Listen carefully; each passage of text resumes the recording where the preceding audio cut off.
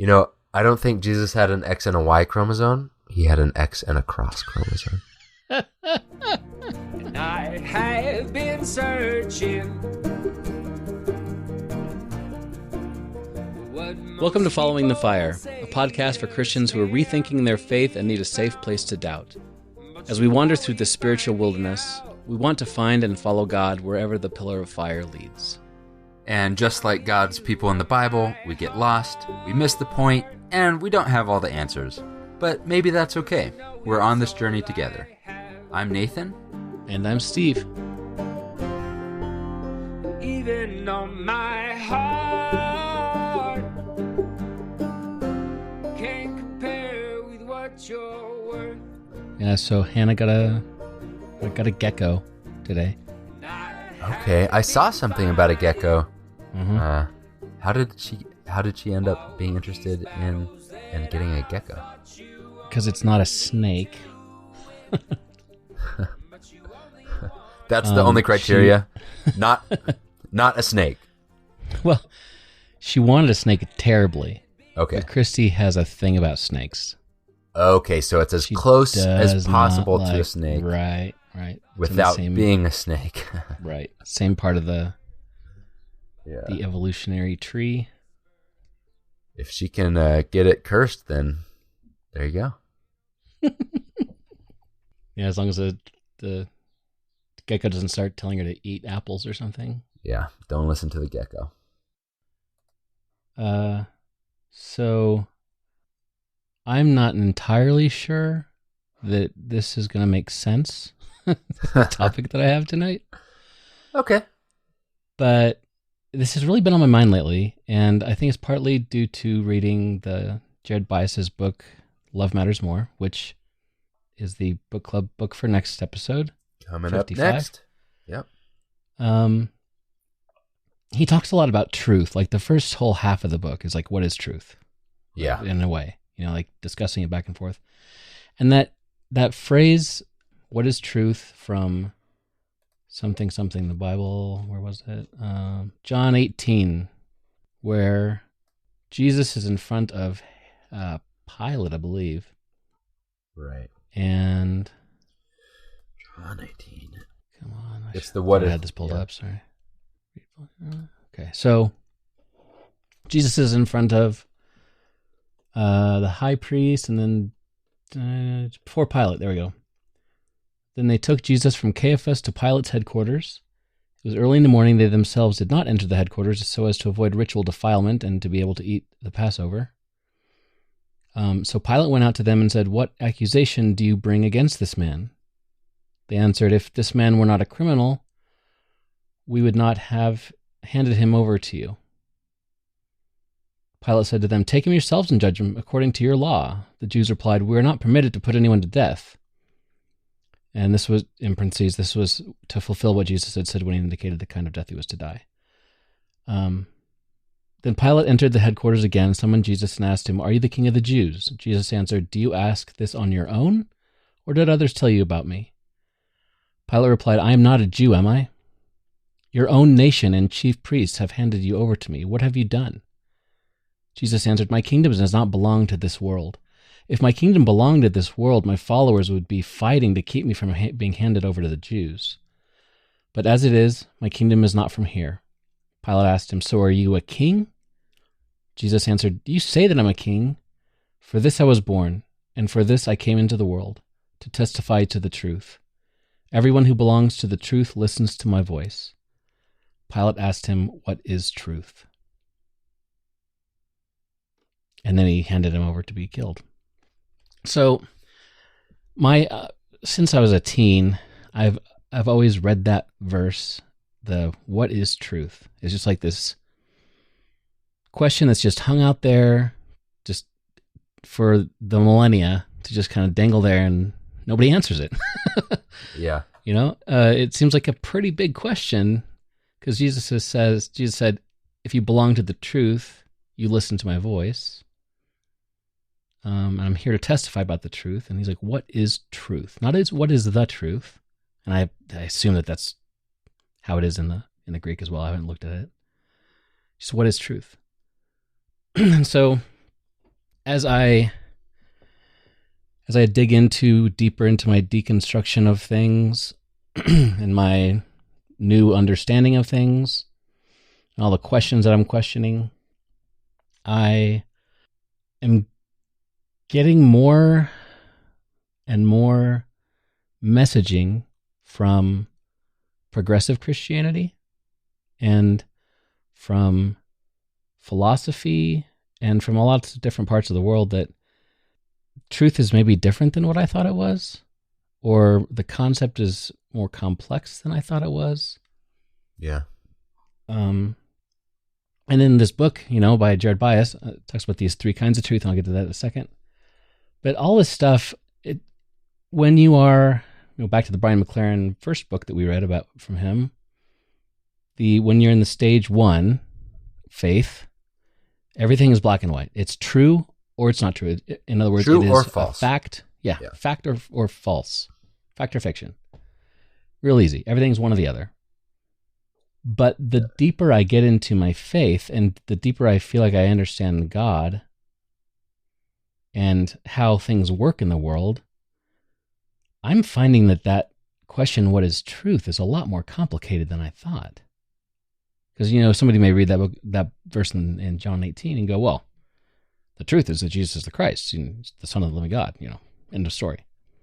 Yeah. Well, okay, but I mean, there seems to be much more to it than that. Uh-huh. So, like, if I asked you, Nathan, what is truth? What's your answer? What is truth? 30 seconds or less. Oh, no. Okay. My answer has changed, so I have to answer twice. Okay. Most of my life, growing up, just in the fundamentalist background that I grew up in, I would have defined truth as a map that perfectly overlays the world, labels everything, and is black and white, so that, like, this is it.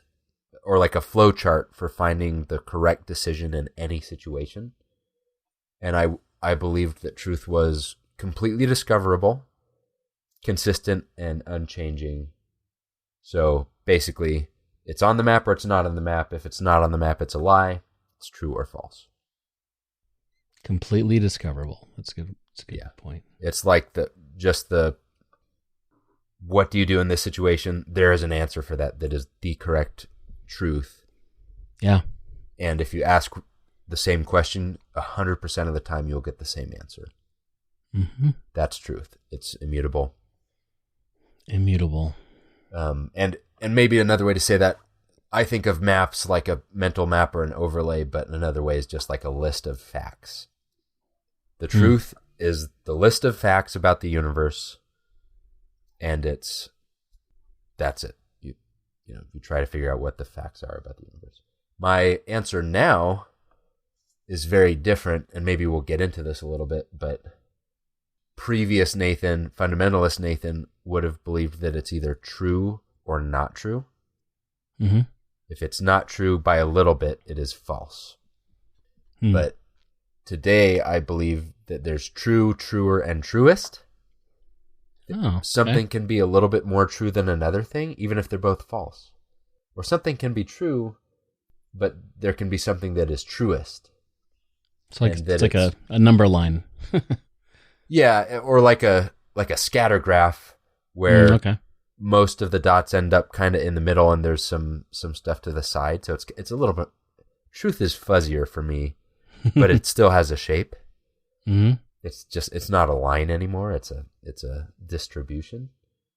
Instead of the map overlay, I think what I'm more interested in is walking along the path instead of knowing what the map is. So instead of knowing the facts, it's being, the kind of person that is true.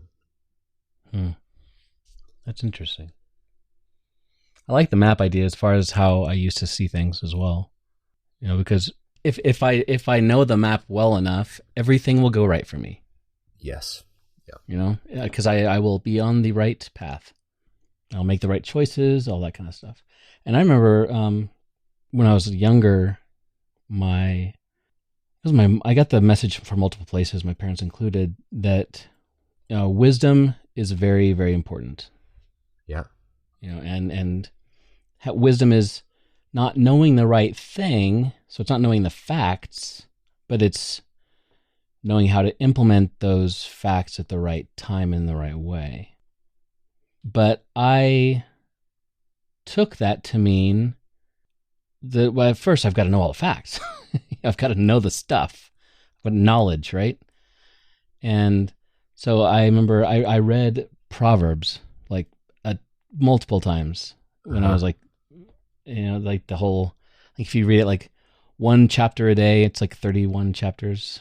Once a so you can like in a month you can do the whole book, and I did that like months in a row, and it's I guess it's not bad, but I had this idea that wisdom just meant having all these wise sayings in my head, whereas true wisdom comes and that's just knowledge, but true wisdom comes from knowing how to handle that knowledge, knowing when to shut up, knowing when to talk, which is exactly why like some of the verses back to back say a wise man keeps his mouth shut. Next one says a wise man says the right thing when he needs to. Right. Or whatever. When would you, I have the answer in my head. If you think about self-perceived peak wisdom, how old were you when you hit peak, how wise you think you are compared to other people? Mine is like 16, 17 was like. Yeah, I was about to say, I think it's probably around 18. Yeah. Like right when I went to college. Yeah, my senior year, I was 17, 18, yeah. I got a lot of... pretty darn sure. Yeah. A lot of people were like, that, like Bible camp, the notes that you write each other at the end. Mine were always like, he's so wise. Yeah. He doesn't speak much, but when he does, it's like insightful. It's full of wisdom.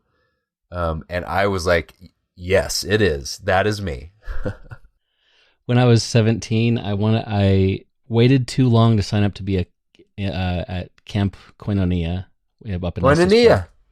Yeah. Brett Carter sang at your sister's wedding. Yeah, he did. Yeah. All right. I love Brett. Good man. Yeah, me too. He so I had a job at that summer, and I didn't think I could get off for camp, so I didn't sign up for camp. But then I suddenly had time off for, I forget what happened. I didn't quit or anything. I don't remember. Anyway, so I called up Brett and I'm like, is there any way, get me in a cabin? He's like, we're packed full. He's like, but if you really want to come, you can be kind of like an apprentice cook type of thing. Yeah. And so I was 17 and I went up there and I had like a cot in the cook's area or whatever. Had to get up at like 6 a.m., make pancakes, made like hundreds of pancakes one day. I remember it was pretty fun.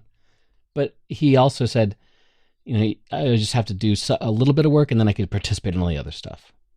So I could be kind of half camper, half cook. And I remember at the end of the week, he kind of was like, not giving awards, but he's like talking about people, maybe it was in a Devo or something. And he mentioned how he's like, I love Steve over here because Steve's kind of quiet, but when he speaks up, it's just so, it's like it hits you. It just means it's like wise. I'm like, yeah, pretty much. That's right.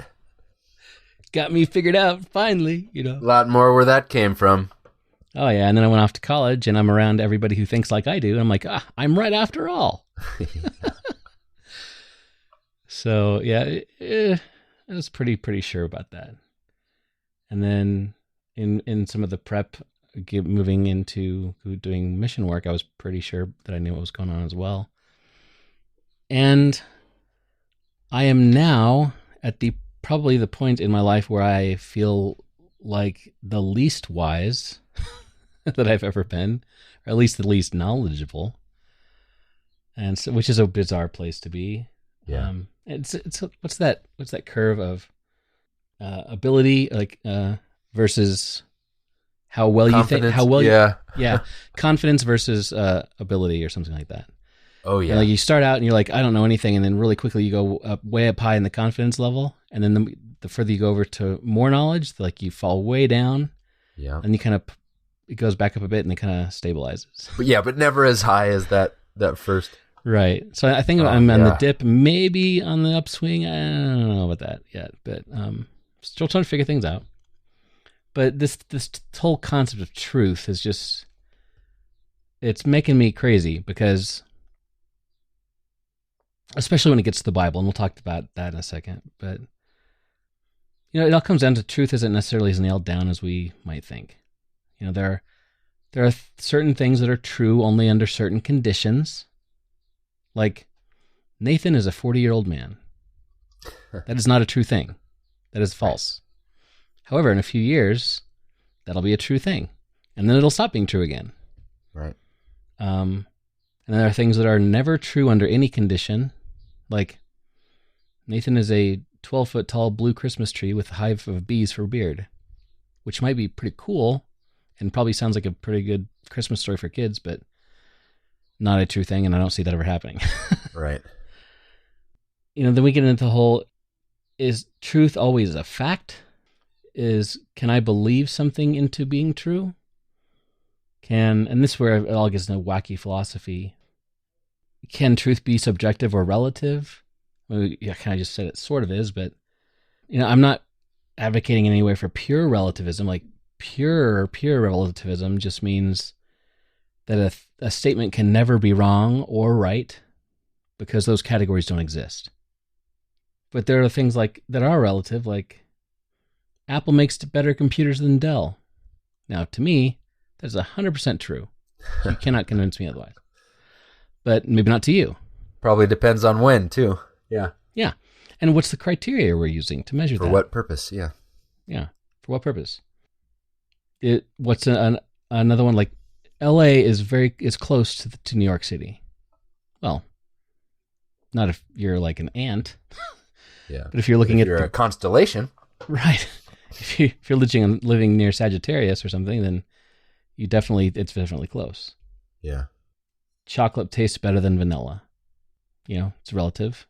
Yeah, I think, like, moving from a certainty culture where the truth is your anchor, it's the thick rope that ties you to something, it's tangible, you're in it or out of it, right? And it's life or death, kind of. It's like, this is the fortress that I live in, this is truth. The purpose of truth is an entrenchment, an encampment to protect me from being not true.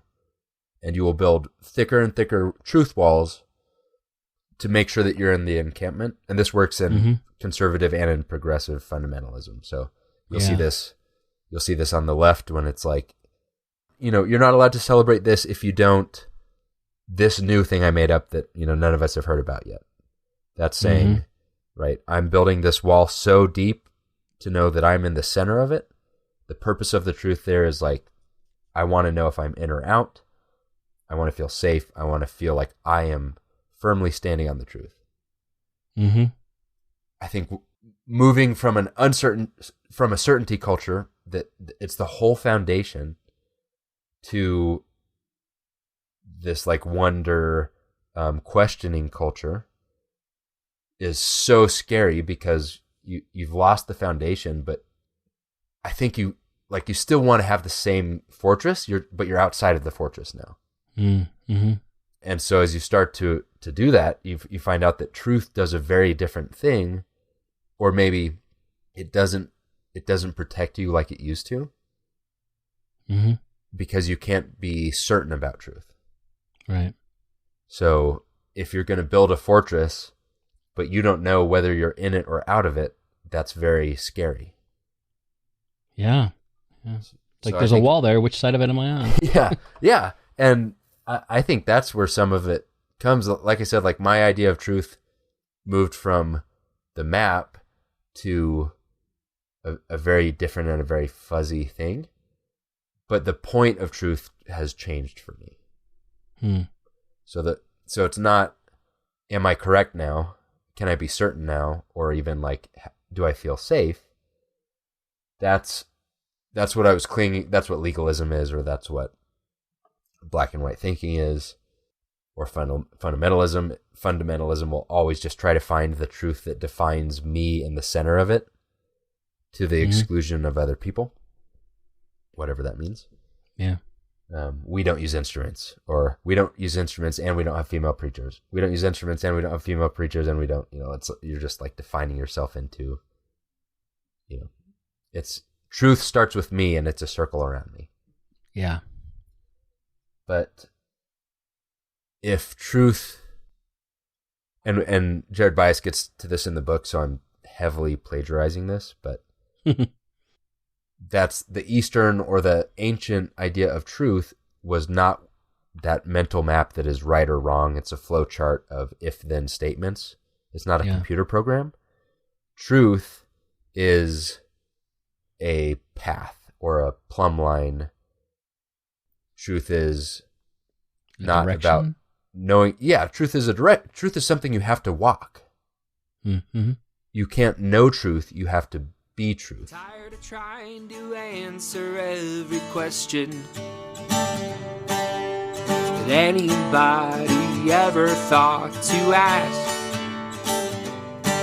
And I'm worn out from defending a position I did not build and cannot seem to master. Yeah, and I think that when we tend to talk about truth in religious or non-religious circles in our culture, we are a very certainty is better culture, for sure. And so we want to ask questions that have a definitive answer, a yes or no. Back to this somewhat fuzzy answered things, the somewhat relative things like preferences on ice cream or type of car or whatever. But then you move into this church is better than that church. Or this church is more true than that church. Or the way of interpreting this scripture is better and more accurate and more truthful than that way of interpreting scripture. Yeah. And one thing what's kind of not confusing me, but it's been on my mind a lot. I'm reading this book. I think I mentioned it before, Sacred Earth, Sacred Soul by John Philip Newell. And it's about prominent figures in the history of Celtic Christianity and how they viewed things. And it's fascinating because I didn't realize how much poetry and abstract thought and fuzziness comes along with that idea in the Celtic, at least the ancient Celtic culture, meaning like Scotland, Wales, Ireland, and parts of England. And so like they will they'll read a scripture and it'll say a thing and they'll extrapolate from that what the truths are. Not like they're very unconcerned with, is this like what time of day is the third hour? Right. What time did it happen and on what day did it happen? Right. Yeah, was it a Thursday or Wednesday? And in what sequence? Yep. But they're more like talking about Jesus, for example. They talk about like, was Jesus sent from God? Yes.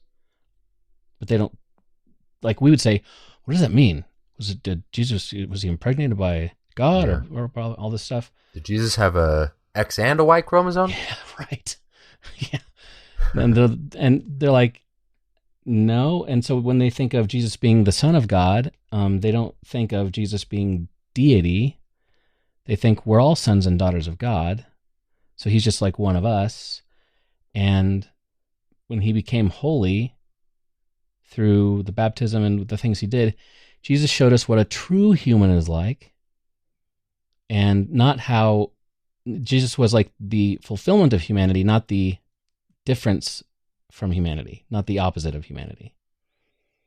Yes. And these are all things that are, you can like, they're kind of poetic things you can kind of pull from scripture and things. And I saw this little clip on, I think it was on TikTok. This guy he said something perfectly lined up with the cult of Christianity ideals. As far as he said, what if God is water, or what if water is God? What if water is God?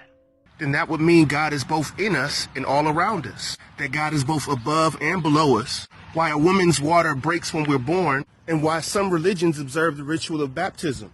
But if water was God, then that would mean that God has no gender, that God takes the shape of whatever container God appears in, which would explain why we have so many different belief systems, which begs the question, what is the spiritual significance of poisoning the water in Flint, Michigan, or the oil burning in the Gulf of Mexico, or the large islands of garbage floating in the Pacific Ocean? If God was water, would that not mean that every natural place is holy? That every thunderstorm was a church without walls, that when the rain falls, it's an act of God's death giving life, and when it evaporates again, it's the day of resurrection, and life itself was just a test of learning how to be and flow like water, how to give life to other people, and how to refresh their spirits and quench their thirst with your presence. It's like all these really, I would say, fluffy things, because my fundamentalist background and even my American background is like, this should be cut and dry, thank you very much. Yeah. So it got me thinking a little more about like what truths are, and maybe more than just what is truth. Like, is the phrase "God is love"? Is that a truth? Is that a true thing? Yeah. In what way is it true? I think that There you go. that's trick the question. that's the hard part. Is for me, like saying something like the Bible is true or God is love. I would say yes and yes. Mm-hmm. Or I would say everything happens for a reason, yes. But a physicist and a psychic both believe that everything happens for a reason, but they mean very different things when they say everything happens for a reason. You know what I mean? Yeah. So did it happen for some meaningful reason? Everything has a cause, or I'm the center of the universe and everything happens to teach me a lesson. Yeah. Is cause and effect a reason? Or is it just cause and effect? Yeah. So like if I say God is love, if my life's going pretty good, maybe God is love, because I see that in my life. I see when I pray, God helps my sick dad, or I have a good job, things are happy for me. But what if I am a little girl in a child trafficking ring in Malaysia? Am I feeling like God is love? If someone says that to me, that is not a true thing, because I am not feeling that in any way, shape, or form. This is all I know, is being traded from man to man. Sorry, it's kind of dark. But so to her, maybe God's not love. But so that's a kind of truth, because does that change the nature of God if I think he is love and she thinks he's not love? And you're talking about experienced truth. Right. Which from the heaviest, like you said, like God as a father is a difficult concept for a lot of people who have difficult fathers or no fathers. But experienced truth is also what we talk about when we say, like, is coffee better than tea? Yeah. Right. So when I experience my life and I say what season is the best season, I'm going to say winter, because all of the things that produce pollen are dead. But someone else might look out the window right now, it's a perfect spring day, and say spring because it's like the perfect temperature and the birds are singing. And that is, both statements are true for us because they are experienced truth. It's like people say, my truth. Mm-hmm. But a fundamentalist understands that kind of truth and uses that kind of a truth with a lowercase t, but still believes that there is a capital T truth that never changes. Yeah, so in that case, God is love would not change if that's a true fact. Right. But the experience, the meaning of that changes depending on your experience. And it's certainly not helpful at that time. Right. So hearing God will never give you more than you can handle is not helpful any time that it has ever been used in the history of greeting cards. Right. It's definitely not in the Bible. that's an interesting case of having a thing that is true and using it as a baseball bat to beat people into the truth. Yeah.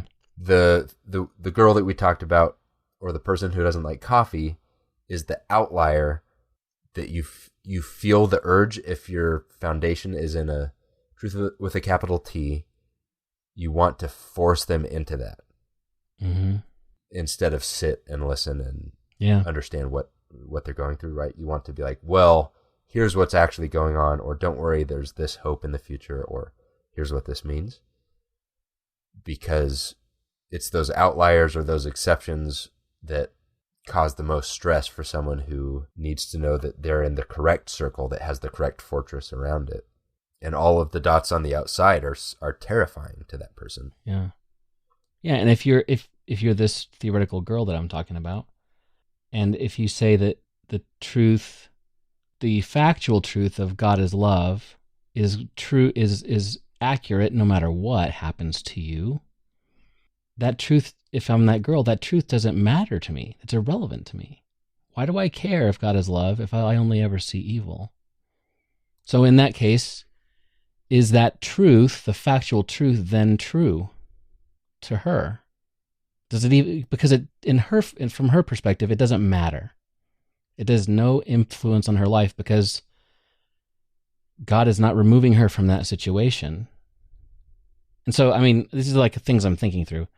Yeah. And so, like, from his book, Love is Love, Jared Weiss talks about fact truths, like we've been talking about, and meaning truths, like things can mean more than they are, like taking the fact and construing a meaning out of them, like I was just talking about.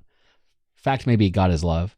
The meaning is that doesn't mean it, that truth does not mean anything to me, therefore it is not a true thing. Because facts have no inherent meaning. Like, there is no meaning to a tornado. It's a tornado. I mean, it happened because science. But it comes through and destroys your house. Then we immediately try to assign meaning to that.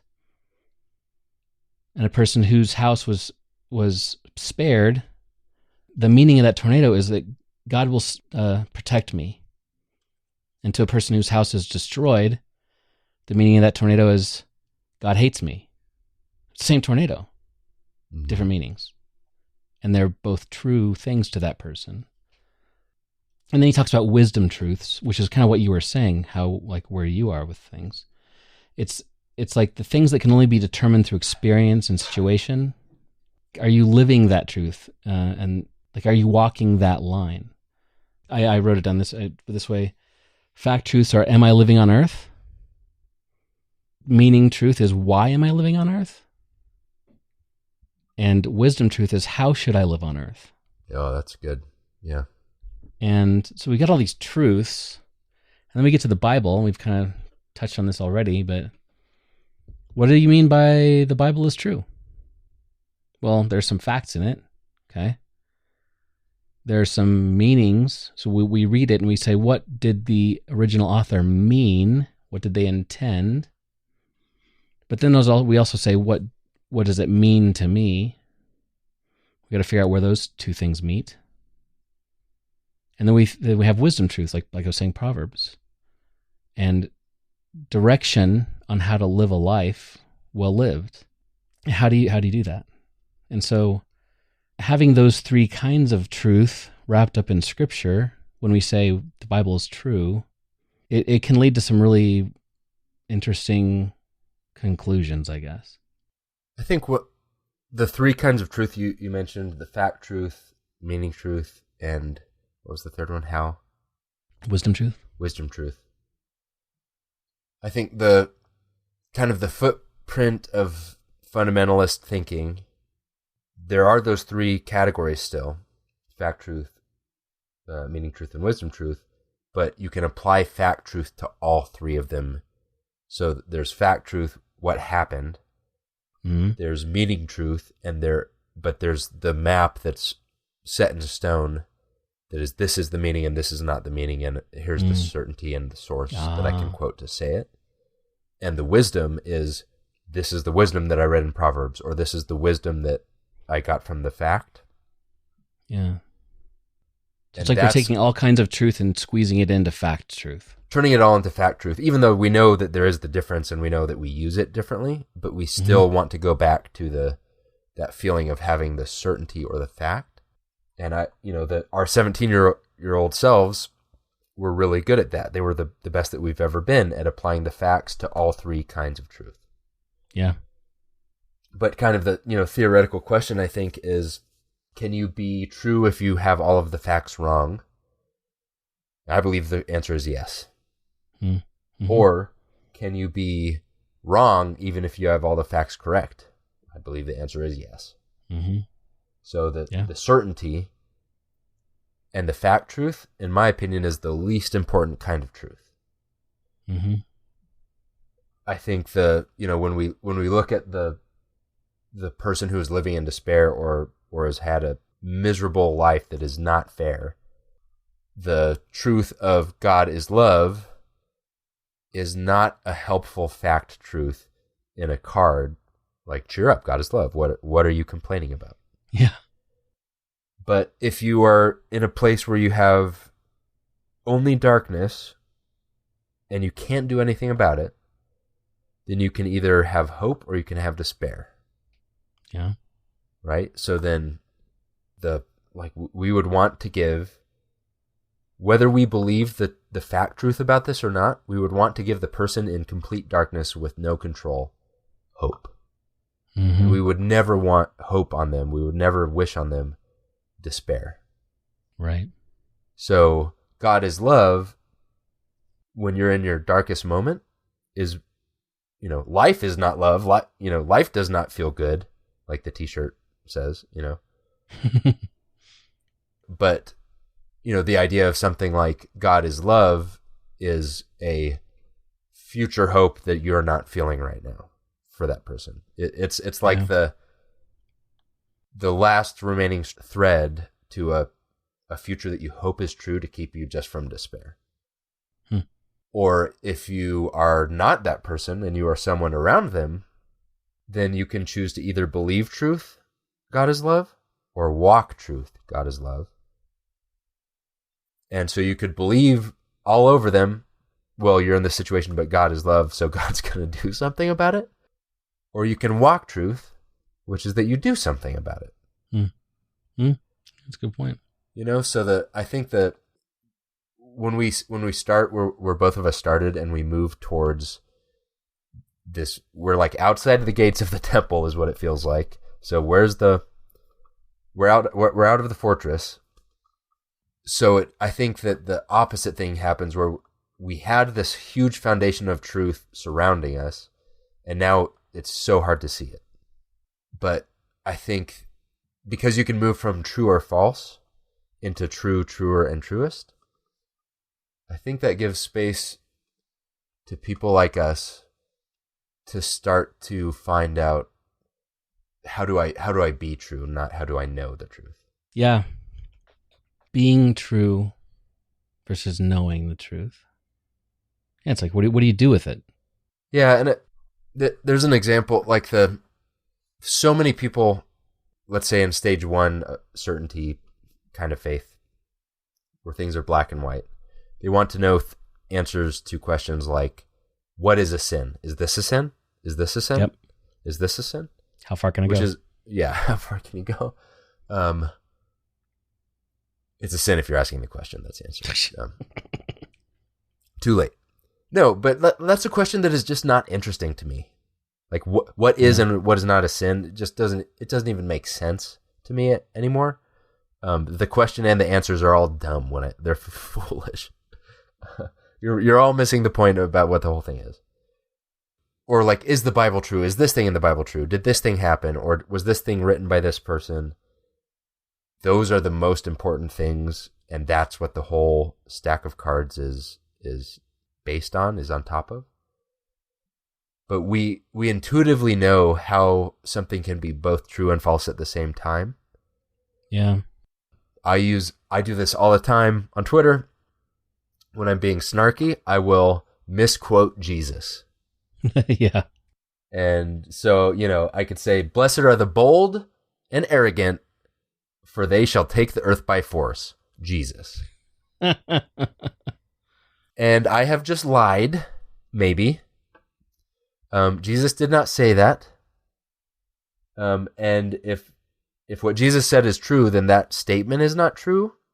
But I can still use that to convey truth. Meaning it points to something. It points something out in you, or it points a direction that you should go. Yeah, and in a way that truth is more true than if you, or can convey more truth than just the correct quote. And it's not true. Yeah, exactly. It's a pointer, because truth isn't just this fact is correct. It's we're supposed to do something with it afterwards. So knowing the map, even if I had a 100% correct map, doesn't matter at all if I don't use it to go anywhere. Yeah, and so with all of that in mind, thinking about faith, like how important is truth to your faith? Well, let me back up. I have talked to a lot of people in the deconstruction land who have gotten to the point where they come across knowledge or information about the Bible, like the scholarship stuff that we've been talking about here and there. Yeah.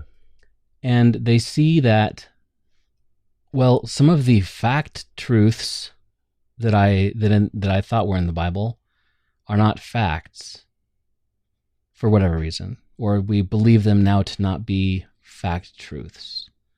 Like, there's zero evidence for the Exodus, for example. I mean, it may have happened. I'm just saying that there's no archaeological evidence at all. Right.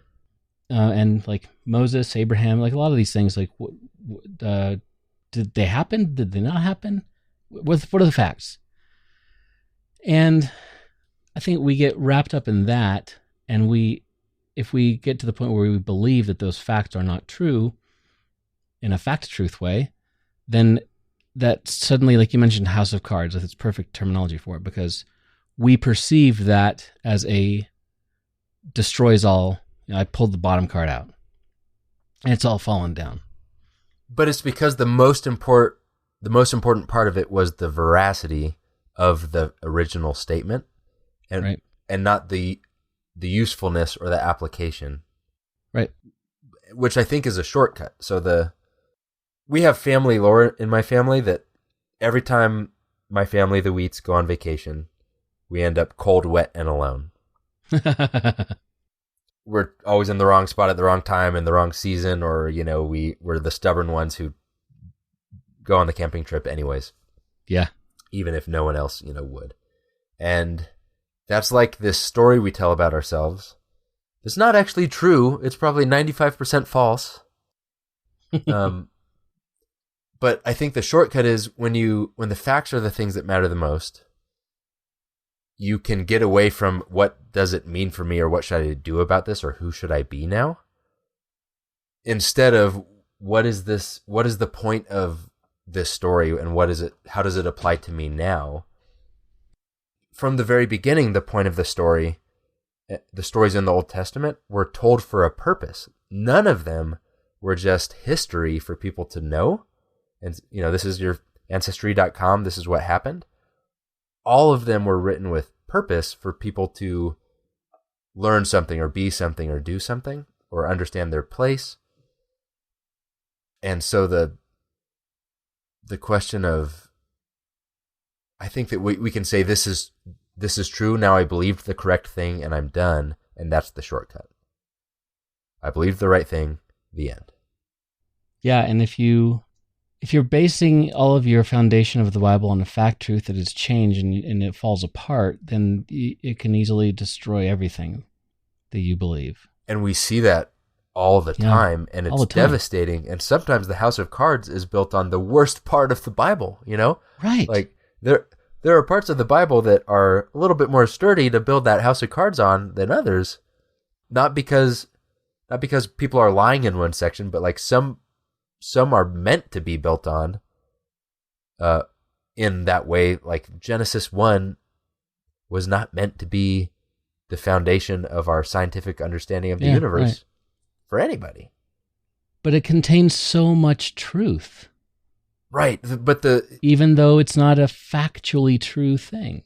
And that, I think that's what I'm trying to get at. I'm struggling with this, but when the fact truth piece erodes the whole thing, I think that's a little bit of a symptom that we didn't believe in the usefulness, like the actual truth in the application to our lives. Ooh, that's good. Yes. So I completely reject. I'm someone who I'm all the way bought into all of the kinds of truth in the Bible, kind of naively, but it's because of the meaning, the application truth that I have lived, that I can be generous and spread the things that I know to be true because I used them like a tool, or they helped me in a plumb line to help me in my life or whatever. Like the fact truth, that's I don't care about that because I have seen it in action. Right. It's like if you find out that the inventor of the MRI was lying about everything, but you've used it to cure people, so you're like, I don't care if he didn't graduate from MIT. What does that have to do with anything? I'm using the tool to cure people. Yeah. So that's what I mean.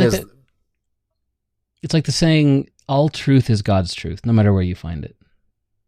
I've heard people say that before. And I think that, and it's usually kind of applied to, if I read the Bhagavad Gita, I'm going to find some of God's truths in it, even though it is nowhere near ascribed to the God of the Bible, right? You don't have to know how to read to learn a lot of God's truths. Right. A lot of God's truths you can figure out by just bumbling around in your life and figuring out what works and what doesn't, right? Yeah. And you can know a lot of things that stop you from living in a true way. It's right. And that's kind of where I was going with some of this is when we I think it's the wrong, basing our faith on facts or lack of fact truths in a 2,000-year-old book written by a bunch of different dudes is, I think, missing the point. I think the point is that these things are true because, for one, not all the things, but there are truths in there, and you can see those truths by the way that they work in the world. Now, you can also argue, as kind of Brian McLaren did in the Should I Stay Christian book, that there are a lot of nasty things that have been done based on the Bible. But you could also say, well, then in that case, those things weren't done based on the truth of the Bible. And so it gets into this weird area that's uncomfortable for us being former fundamentalists and Americans. But as you mentioned, the quote-unquote Eastern and ancient world, they're much more comfortable in the Eastern world with things as we would see them as fuzzy and not as solid. And that even actually explains some of why in Hebrews, for example, all through the New Testament, actually, they're constantly misquoting the Old Testament. Yeah. And it drives me nuts when Paul uses a verse completely incorrectly. Like that. Yeah. That was never what that. Not only is it out of context, but it's completely even misquoted. It's definitely not what they were trying to do in that verse, Paul. Yeah, and that makes a little more sense when if the point is to get across an idea fact, a wisdom fact, this is how to live your life, then it doesn't matter if Job is a parable. It probably is. It doesn't matter. That's the point. I don't care if Job was a real guy. I don't care if Moses was a real guy. I don't care if the Exodus actually happened. I think the point is that the truth trying to be taught is that God is there and he will help you sometimes. Sometimes he'll let you help yourself. Sometimes you don't see him, but he's there. Sometimes you see him, and it scares you. And those are the kinds of things that I am trying to now, the way I'm now looking at Scripture and my faith, I'm trying to see things more that way, more kind of an open-ended truth, which is probably heresy to a lot of our former church mates. But I think that's really the way we need to go. Instead of having like heart attacks and freaking out over like the declination of the verb in John chapter 3 or whatever. Yeah. I think the thing that I've seen like in our new community, the pendulum definitely swings, in my opinion, a little bit too far towards, if you can't know the truth with a capital T, if you can't have the map and know that you have the map, then there's nothing that's true. There's no point. Mm-hmm. And Brian McLaren makes the point, or maybe it was, now I forgot who it was. Maybe it was Jared Bias.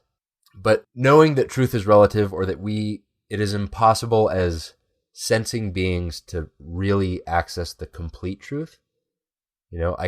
I can only see my lived experience. I have a filter that I'm seeing the world through that by definition means I will never actually know the full ultimate reality of everything.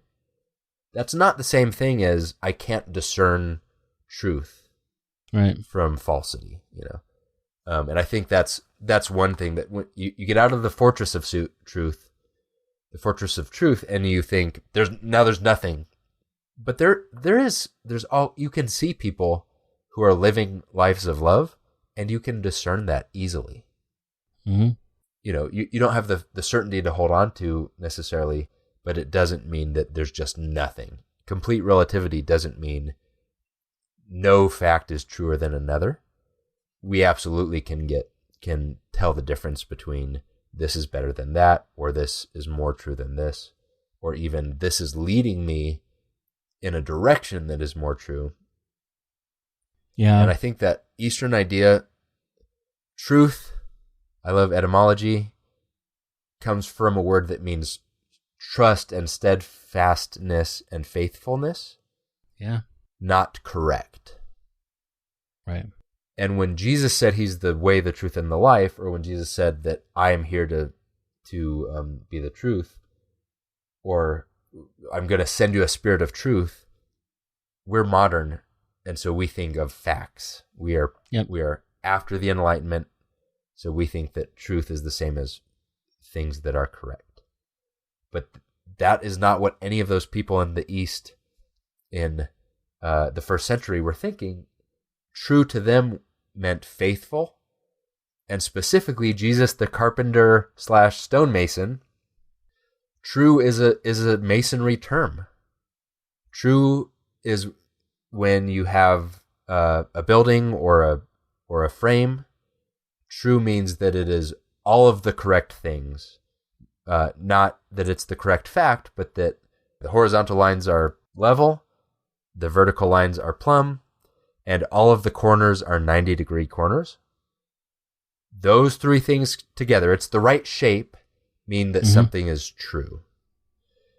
And Jesus literally talked about himself as the ancient Middle Eastern way to figure out if something is true. He called himself a cornerstone. And the cornerstone is the thing that defines what true means. Mm-hmm. And true does not mean that you are the cornerstone. True does not mean that you are inside the cornerstone. Or you're even touching the cornerstone. Exactly. True means that if you look back at the cornerstone, you're going in the same direction that the cornerstone started going.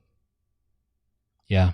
So you define truth by looking back at what was the example that Jesus gave us. Who are the people he talked to? How did he talk to them? What was the life that he led? I don't know. This is heretical. Jesus wasn't the smartest human who ever lived. What? The smartest humans who ever lived are annoying. And Jesus was the truest human who ever lived, though. And there's a big difference. He was in the middle of what a human should be, the cornerstone that defines it. And I think the shift from I am correct to how much am I like Jesus, or how much am I going in the 2,000 years later, I'm 2,000 years direction away from the cornerstone. Am I going the same direction that he started? I do not know exactly what God wants of me. He's only told me how to act towards you. And I'm too far separated from the men who wrote the law. Stand before you pointing out your flaws. Yeah, for quite a while now, I've really believed that the Bible is, in a way, in some way, it's man's best guess about how God works, but also a pointer. It's a direction of do stuff like this and don't do stuff like that. Just because the stories in the Bible, like David was a screw up. Yeah. And he was still man after God's own heart, whatever that means. So it doesn't mean it's not once again, to be heretical, it's not a book of rules. It's not a book of how to do everything. It's a book of like pointing to God, I feel like. And it's like this, I love what Jared says in the book. Like the verse John 8:32, then you will know the truth and the truth will set you free. I love how he looks at that passage, and he says, growing up, I was always taught that this meant, quote, if you believe the right things, then you will find freedom. Yeah. Sadly, for me at least, the more I tried to believe the right things, the less freedom I found. I felt trapped, constrained, controlled by the preachers and teachers who seem to have a market cornered on right beliefs. And then he goes on to say, well, what if it's not saying that the correct information will set you free, but what if it's saying that if it sets you free, then you will know it is the truth? What if it's like a criteria? It's giving you a way to understand if this is the truth. That's exactly. Yeah, so if you don't feel set free, are you learning the truth? Yeah. Are you is living this the true truth? Then? Yeah. Yeah. Is it applying to our dark example earlier? Is it freeing to say to the person in despair, God is love? Yeah. Or is it to tell the person, well, God has plans to prosper you, so, good luck with your illness. Yeah, cheer up. Or is it freedom to say, I'm going to help you? Yeah, I'm going to sit with you. Yeah. And yeah, it's like when people talk to me about my disease issues that I have, it's like the thing I hate the most, one of the things I hate the most, I've got a lot of things I hate the most about this, but when they say things like, well, I'm sure God meant it for a reason. He meant it for good. Once again, misquoting Romans 8. Yeah. And I'm like, nah, don't tell me that God meant my disease for good, because that's not helping me. It's putting words and intention in God's mouth, and it's just shut up. I mean, you can say, I hope you're finding a way to find something positive out of this. I mean, there's different things you could say, but don't say that. That goes back. I keep thinking of this analogy of having to beat somebody back into the truth. Because if you have this idea and the world is this map or this just ironclad fortress of the truth, and then Steve Martin gets this disease that he didn't deserve, not obviously. I mean, we're sure that there's something that you did. Well, definitely, yeah. My world wants to say this doesn't make sense, and I have to beat you, the outlier, back into my worldview. And I think that I'm comforting you, but what I'm actually saying is trying to make me feel better about what I think about the universe and what I think about God to be true, what I believe to be true. Absolutely. Is that I believe that God works this certain way, and it's kind of terrifying to think that could not be the case. And so therefore, my comfort to you doesn't feel comforting to you, but it's actually comforting to me. It's to say, well, God does things for a reason, I must be better than you because that's not happening to me. Or, that's not what they're saying, but But that's the feeling. That's what they're thinking. It's a scary feeling, and they want to get that back into the worldview because it's about beliefs and facts. But if your understanding of God and love is about action, then you don't go tell a fact to somebody who is suffering. Yeah. You don't say, here's the reason why you're suffering. You just like sit with them and mourn with them, or you think about how you can alleviate their suffering. But you don't have to pound them back into your worldview. You don't have to come up with a reason for why this is happening to you and not for me, because there's not a reason that it's happening to you and not for me. But I can still love you,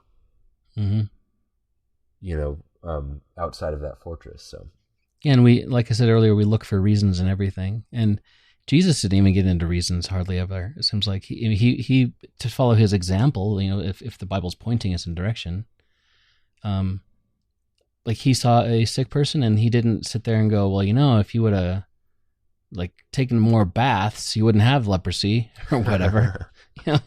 He's like, that's what you get. You are where you are, and I'm going to try to help you. There's a whole side thing to go about like suffering with people, but Jesus weeping when Lazarus dies, as a cornerstone for us, is someone who knows all the annoying facts. Well, Jesus knew he could resurrect him. Maybe. I don't know if he did. But that's irrelevant to what was happening, which was a tragedy. Yeah. And so the true thing was for Jesus to mourn the tragedy. Right. And fundamentalists would just be like, why are you so sad, everybody? There's a resurrection. And I like your Jared biases, but you brought it up, the idea of the truth will set you free. Well, maybe the freedom was supposed to be the way for us to know if it's true or not. Yeah. And we have the same problem with God is love, where we will either make love into our thing that we think is correct, and that tends, just like the truth that man sure doesn't feel freeing, that love that is correct sure doesn't feel a whole lot like love. Yeah. But there's this verse about, I think it's in 1 John, this is how we will recognize truth, and then there's a break, and then the next verse is that we love each other. Yeah. And if you take that break out and just in our Bibles, it seems to be, here's the category for how that we know that something is true. It starts with people are true, God is truth, and then it says, here's how we recognize it. Here's how we recognize it. We love one another, because if you love, you're born of God. Right. And my theology is backwards from that, because I would think, no, if you are born of God, then you love, and I do believe that. I believe that the love that I am capable of is mostly from not me, and you know what I mean? It's mostly from God through me, not me because I'm doing it right. But that's not what John says. He says, if you love, you're born of God, and that means you know God. If you don't love, you don't know God. He doesn't say, if you don't know God, you don't love, which is the evangelical view. Right. Well, the solution is you got to know Jesus, and then you'll love people. Yeah. No, this says, if you don't love, you don't know God. The criteria is the love.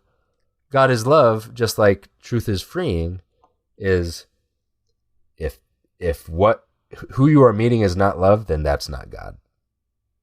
Yeah, and I love what you just said about how we turn what we want to be true into love.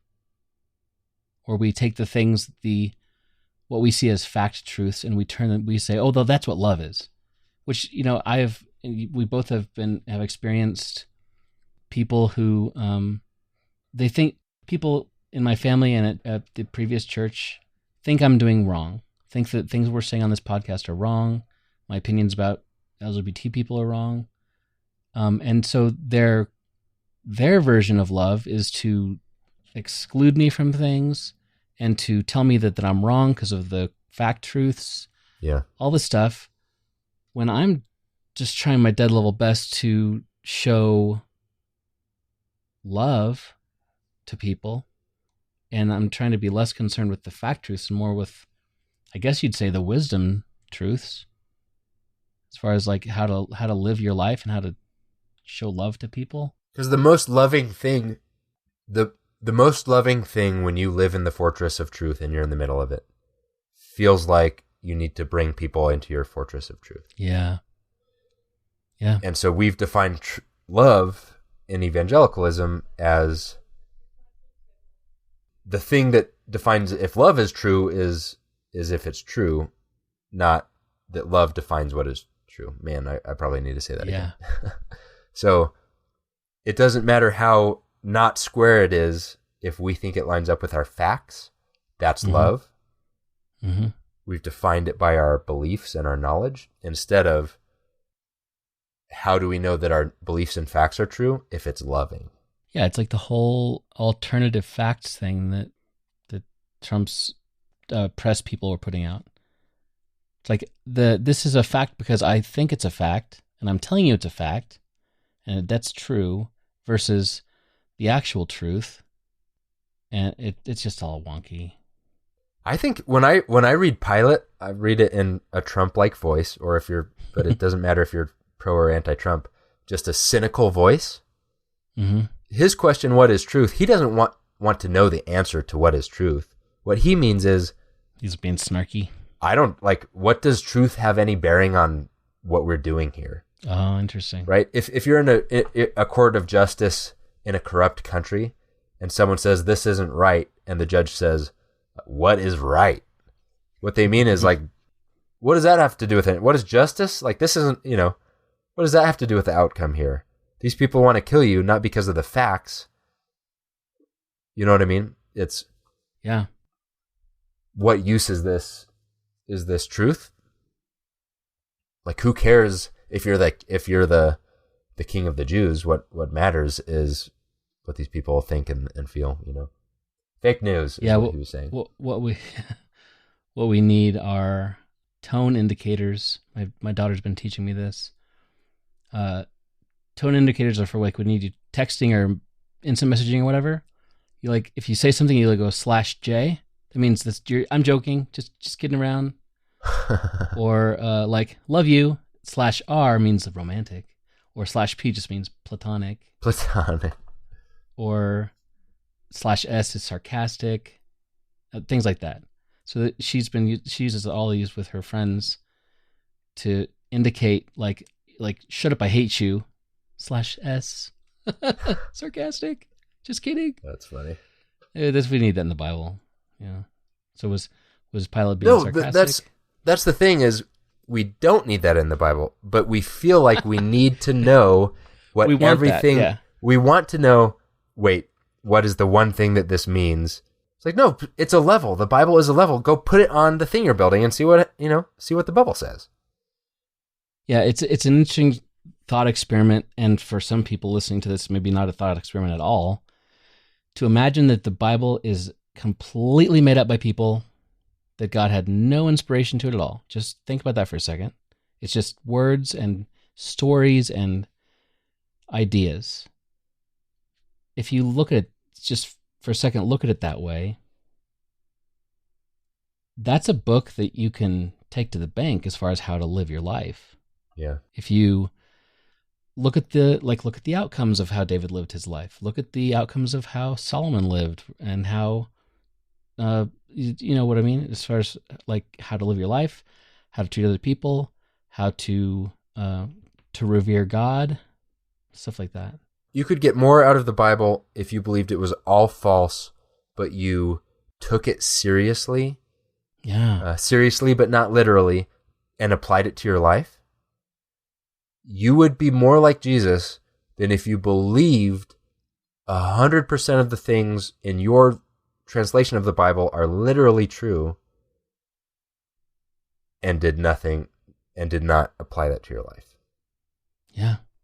So on the scale of, is the Bible true or not? My answer is always yes, but the usefulness of the Bible to our lives, in my opinion and where I am right now, is that I'm someone who believes many of the fact truths in the Bible, but that's not why I read the Bible. Right. I read the Bible for the things that show that I am out of plumb. or show me how to be more like Jesus, or like understand who God is. Yeah. Yeah. And it's, I'm scared by that thought analogy, that thought experiment, because I still want to cling to something, but in that experiment, I would choose the usefulness over the correctness. I think it's a false choice. Sure. I mean, I think that's what Jesus did. He's constantly breaking the quote unquote law, the fact truths, for pragmatic reasons, to heal a person's hand, to allow his disciples to get some food because they were hungry. Not even for pragmatic reasons. He's breaking the fact truth for the more true thing that the fact was trying to teach you. Yes. So that's the direction. That's the cornerstone idea, is you got stuck on this one definition, and you can't apply it to where, like, you can't see how it applies to you right now. So, bottom line, let's try to quit looking at the fact truths of stuff, maybe, and try to look at the truest aspect of things. Like, what's the wisdom truth? What's the meaning of this? What's trying to be taught to me, instead of getting wrapped around the axle about, is it 7 24-hour days or 10,000 years a day or whatever? I think we'd get a lot more truth out of it if we looked at it that way. Yeah, you'll at least be a lot more true. Yeah, that's true. So I want to kind of close out with this a bit of a book, just a little section. So, do you remember those I'm a Mac, I'm a PC commercials? Oh, yeah. Yeah, I'm a Mac, I'm a PC. And great how commercials. Nerdy the PC is and how cool and hip the Mac is. Yeah. So the guy who played the PC is named John Hodgman. Okay. And he has written 3 books of fake trivia. And I have all 3 of them, and they are glorious, hilarious books that someone like you would probably really dig, because they're the kind of humor that's so subtle, and you got to be really smart and educated to get it. Sometimes there's like 12 layers to each joke type of thing. Fake trivia is my kind of trivia. Yeah. So the first book he wrote was called The Areas of My Expertise. And the subtitles, which include matters historical, matters literary, matters cryptozoological, hobo matters, food, drink, and cheese, a kind of food, squirrels, lobsters, and eels, haircuts, utopia, and what will happen in the future, and most other subjects. So he claims that this book is a complete compendium of world knowledge. And so in the introduction, he says, the main advantage that this book has over libraries, and indeed all of its almanacian predecessors, is that all of the historical oddities and amazing true facts contained herein are lies made up by me. And it is this astonishing innovation that allows each entry to contain many more truths than if it were merely factual. If this last point seems confusing to you, consider the banal and truthful statement that follows. Frédéric Chopin was a Polish composer in the Romantic style who wrote primarily for the piano. I guess this is sort of interesting, as most facts are, but history has shown us again and again that facts are not what most humans believe. They are not that which moves most men and women to love or hate or joy or crime. Now compare this statement. Frédéric Chopin was a Polish composer in the Romantic style who was obsessed with ladybugs, often letting dozens of them gallop over his neck, arms, and long tapering fingers while playing the piano. Obviously, the lie is so much more compelling. It shocks the mind and plays on the reader's imagination with ladybug-covered hands. New resonances emerge and new melodies of insight, not just into the nature of Chopin, but also the art of composing, the history of the ladybug as good luck charm, and coleopterophilia. It also finally explains how Chopin solved his terrible aphid problem. Truth may be stranger than fiction, goes the old saw, but it is never as strange as lies, or for that matter, as true, proof of which maxim is the fact that I just made it up. It's kind of a long bit, but I love that because he's right. When there are things around the truth, that point you to the truth, just exactly like your tweet. They can have a much more deep impact. I think that's why we like stories so much. We love stories that we know are fake. Yeah. But they point us toward a larger truth that if I just said, we shouldn't do this to people, we shouldn't treat people this way, that's fine. It's true.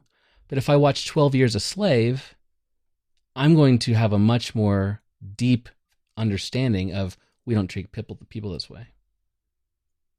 Imagine a culture where the storytelling never had a point. It was just about what happened. It'd be like reading the weather. Yeah.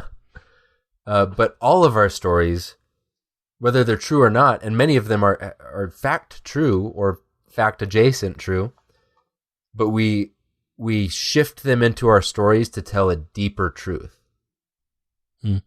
And when we tell a story or a joke, we realize that the fact is not near as important as the truth. The fact is not near as important as the truth. That's good. Well, now that we have that solved, Nathan, I guess reminder that we'll talk a little bit more about this next week with Jared Bias a little bit. Yeah. It was, once again, fantastic interview. I'm looking forward to reading anything else he writes. But, yeah, the truth thing is tricky, and it's not as black and white as we would like to think. And we're going to keep trying to figure out the right way to tell everybody this. Right. We're getting there, but that's what Jared Bias's book is about, that love is more important than beliefs. That's kind of what we're trying to grapple with is I had all the correct facts, and it turns out that wasn't what was important. Sunlight warms my face and the air fills my lungs. Summer sun brings growth and the winter cold needs rest. Crunchy leaves feel good beneath my feet, and I'm just not sure I have to know it all. Well, thanks for the discussion, man. That's a tricky one You are where you are. and philosophical-ish. And, you know, I Googled what is truth. Just don't even bother. Yeah, you texted me the potential topic, and I was like, oh, just what is truth? Okay. And my mind spiraled out of control for the rest of the day. How do I even talk about truth? Have I said this on the show? I don't remember where I learned this or if I made it up, so I'm going to take credit for it, and if I'm wrong, that's okay. In school, I studied engineering, but I had to take a lot of science courses, and I brushed up against people who were in like physics degrees. Yep. And the difference between a scientist and an engineer, it's like they take a lot of the same math in school. Mm-hmm. They have maybe some of the same competencies. The difference is a scientist cares about what is the facts that are true and why. Engineer doesn't care about that. An engineer cares about what works. Yeah. So it's helpful to know the fact. Right. It's helpful to know that torsion does this and the tensile strength of steel is this. Mm-hmm. And here's why, and here's what happens when you heat a metal up and then cool it down. Thank you, scientists, for figuring that out. But the engineer will just say, or we could put a factor of 2 on it, and then we're right all the time, and we can build bridges out of it. Who cares? Why? It works. That's like my dad is like, just put an extra nail in there, you'll be fine. Here's the theory, but you don't need to know that. Just use 1.5 and you'll be fine. Yeah. And the scientists, and there's value to science, and I don't think engineers are better than scientists, but it's a good analogy because the scientists will just dive deeper and deeper and deeper into the fact, and their dissertation will be about some fact that nobody has cared enough about to explore. And the engineers are trying to make the world a better place. They're like, stop with the facts. Okay, we got enough. We're going to take that and we're going to apply it to life. I think about that a lot. Like, do I need to know the facts or do I have enough? And can I do I have enough to start walking and go the right direction? Right. It's like Hannah with her gecko. She's got so many facts. It's like coming in her ears, and it's giving her anxiety. Like, how much D3 do they need? Should be a light bulb or some dusting powder on the crickets that I give them, or on and on and on and on. And one of the guys that I went to pet store, and he's like, she's talking about all the anxiety she has, and he's like, just get a gecko, stick it in the tank, and throw some worms at it, and it's fine. You know, just figure it out as you go. Do something. Don't just sit there. Do something. Oh man, I need to hear that. I'm the person who I have read 4 books about how to keep bees, and I have never kept a single bee. You haven't? I have not. No, it's a hobby that I think about a lot. You said that you think about your hobbies, but I thought that one you had done. No, I need to get you some bees, dude. I mean, I've put on I have put on a bee suit and touched bees and looked at bees. I've gotten close, but I'm piling up the facts because I think that I need that foundation of facts and I need to know all the stuff. And my brother would have had a lot of bees and a lot of them would have died, and then he would have done something different, and he would have honey and I have no honey. Mm-hmm. Let's get you some bees, dude. Yeah, I need to do it. I just need to do it. I have lots of fact reasons to not do it, but I just need to do it. Fact reasons? Yeah. Neighbors. Well, we'll talk to you later then. Yeah. Thanks a lot. Thanks, Steve. Great t-shirt. Oh, thank you. Daniel Wheat, The In-Between, out on Spotify. If you don't have a t-shirt, you're not cool. Hey, thanks for listening. We hope you got something out of the episode today. Check the show notes in your podcast app for all the links and references that were made, or you can find it all at followingthefire.com. If you'd like to support the show, please go to patreon.com/followingthefire to become a patron. And of course, we'd love it if you rate the podcast and share it with others. See you later. And I'll give you all my heart. Don't you know it's all I have? Even on my heart can't compare with what you're worth. I have been running almost all my life, but you always chase me down.